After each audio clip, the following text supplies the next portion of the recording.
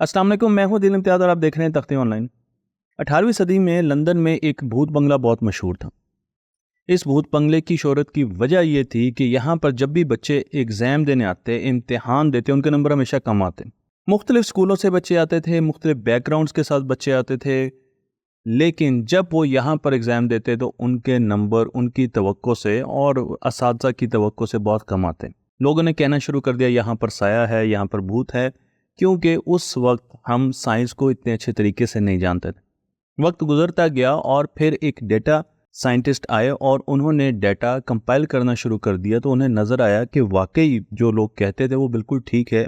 यहाँ के रिज़ल्ट बताते हैं कि इस एग्जामिनेशन हॉल में नंबर हमेशा कम आते हैं। उन्होंने एक डेनिश फिजिशियन से रब्ता किया जिनका नाम है क्रिस्टीन बोहर। क्रिस्टीन बोहर नील बोहर के वालिद हैं। नील बोहर वो साइंसदान है जिन्होंने हमें एटम की साख के बारे में बताया और क्वांटम मैकेनिक्स का फादर उन्हें गर्दाना जाता है। इन्होंने आके उस पूरे एग्जामिनेशन हॉल को देखा और उस पर रिसर्च की, मुख्तलिफ किस्म के सेंसर्स लगाए, मेजरमेंट्स ली और फिर इन्होंने बताया कि यहाँ पर किसी भूत का साया नहीं है, बल्कि इस एग्जामिनेशन हॉल में जो हॉल है जहाँ पर 100 से ज़्यादा बच्चे बैठते हैं वहाँ पर खिड़कियाँ नहीं हैं और खिड़कियों के ना होने की वजह से ऑक्सीजन आहिस्ता आहिस्ता उसके लेवल कम हो जाते हैं और बच्चों के सांस लेने की वजह से कार्बन डाइऑक्साइड के लेवल्स बढ़ जाते हैं। हम ये जानते हैं कि हमारी बॉडी में जितनी भी ऑक्सीजन अंदर जाती है उसका 20% हमारा दिमाग इस्तेमाल करता है। तो अगर ऑक्सीजन की मिकदार बाहर एटमॉस्फेयर में, आबो हवा में इर्द गिर्द कम होगी तो हमारे दिमाग को भी कम ऑक्सीजन मिलेगी और जब हमारे ऑक्सीजन कम होती है तो ये साइंसदान ये बताते हैं कि हमारी जहनी सलाहियत, जिसे कॉग्निटिव फंक्शंस कहते हैं, वो बहुत कम हो जाते हैं। खून में ऑक्सीजन की मिकदार कम होती है और हम जहनी तौर पर उतने चाको चौबंद नहीं रहते जितना कि हमें होना चाहिए। इसी वजह से बच्चों के नंबर कम आते हैं, कार्बन डाइऑक्साइड की कंसंट्रेशन आबो हवा में ज़्यादा होने की वजह से। ये तो बड़े हैरानकुन रिजल्ट हैं, क्योंकि मैं आपको जो ग्राफ दिखा रहा हूं, अगर आप इस ग्राफ को संजीदगी से समझना चाहते हैं तो आपको इंतहाई हैरत होगी कि 1880 में हमारी ज़मीन पर कार्बन डाइऑक्साइड की जो कंसंट्रेशन थी वो तकरीबन 280 पार्ट्स पर मिलियन थी, पीपीएम थी।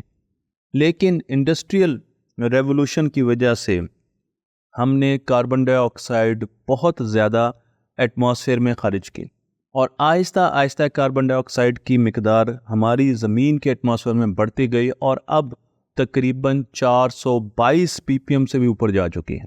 तो अब देखें, तकरीबन हमने कोई 70% से ज़्यादा कार्बन डाइऑक्साइड सिर्फ 200 सालों में रिलीज़ की है।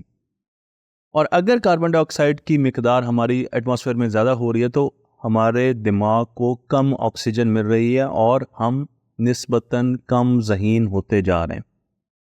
मैं आपको यहाँ पर एक हार्वर्ड की स्टडी दिखाता हूँ और बड़ी अहम स्टडी है जो कि 2016 में की गई।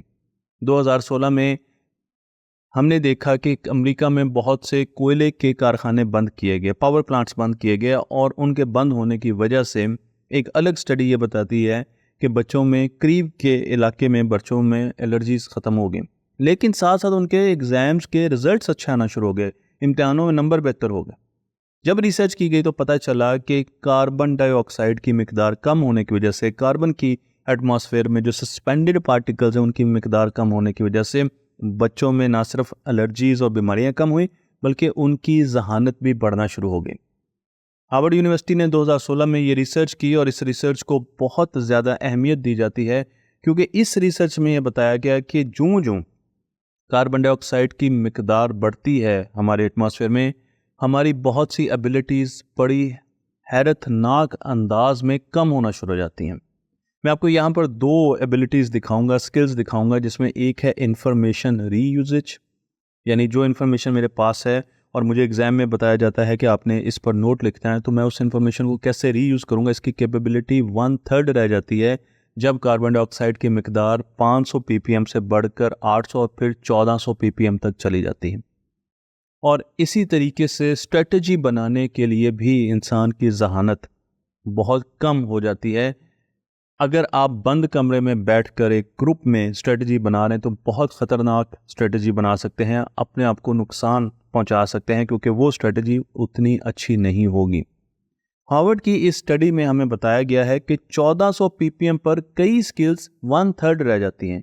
लेकिन 1400 ppm कार्बन डाइऑक्साइड कब होती है हमारे एटमॉस्फेयर में, इसका अंदाज़ा देने के लिए मैं आपको एक और ग्राफ की तरफ लेकर चलता हूँ। और ये ग्राफ है एक कमरे का, जिसमें एक मियाँ, एक बीवी और एक बच्चा, छोटा बच्चा, वो सो रहे हैं। खिड़कियाँ बंद है, एसी चल रहा है, लेकिन उसके साथ साथ वेंटिलेशन नहीं है।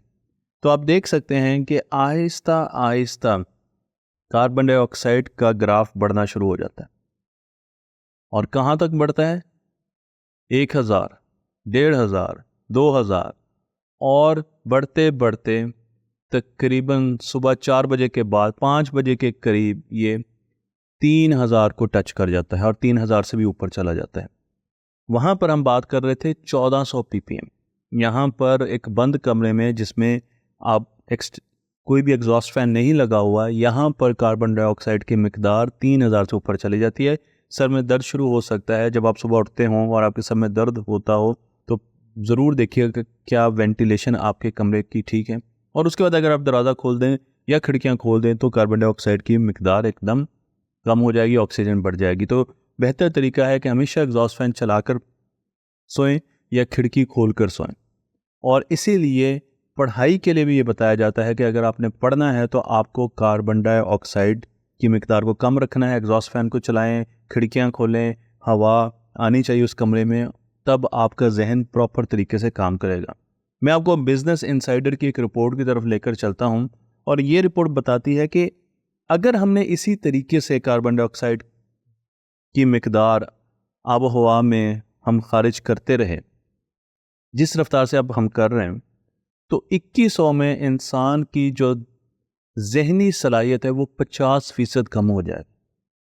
50% हमारी जहनी सलाहियत कम हो जाएगी अगर कार्बन डाइऑक्साइड ऐसे ही बढ़ती गई। तो कार्बन डाइऑक्साइड के बढ़ने की वजह से हम आहिस्ता आहिस्ता जहनी तौर पर दिवालिया होते जा रहे हैं। हमारे इलाकों में, हमारे शहरों के करीब के इलाकों में जहाँ पर देहात है, वहाँ पर कार्बन डाइऑक्साइड की मिकदार बहुत ज़्यादा नहीं होती। उसकी वजह यह कि वहाँ पर पौधे होते हैं।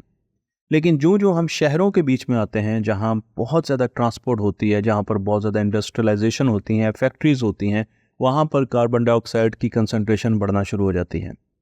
और जब कार्बन डाइऑक्साइड की कंसंट्रेशन बढ़ती है और ऐसे ही सिग्नेचर में हम रहते हैं, ऐसे शहरों में हम रहते हैं, तो हमारी जहनी कैपेबिलिटीज़ कम होना शुरू हो जाती हैं। इसलिए इस नोट के साथ मैं इस वीडियो को ख़त्म कर रहा हूँ कि कार्बन डाइऑक्साइड का हमेशा ख्याल रखें, हमेशा अपने घरों में आबो हवा का ख्याल रखें, पौधे रखें ताकि ऑक्सीजन बने, खिड़कियाँ खुली रखें ताकि ऑक्सीजन आए। बच्चे उस जगह पर पढ़ें जहाँ पर क्लास के दरवाजे खुले हों। बंद कमरों में जब बहुत ज़्यादा लोग इकट्ठे हो जाते हैं और वो सांस लेते हैं तो कार्बन डाइऑक्साइड पैदा होना शुरू हो जाती है और उसमें ना तो इंसान अच्छे फैसले कर सकता है और ना ही इंसान पढ़ सकता है, और उसकी जहनी जो तवानाई है और जो जहनी सलाहियत है वो भी बहुत कम होना शुरू हो जाती है। मुझे उम्मीद है ये वीडियो आपको पसंद आई होगी। तख्ती ऑनलाइन को लाइक कीजिए, शेयर कीजिए और इस इल्म को दूसरों तक पहुंचाते रहिए।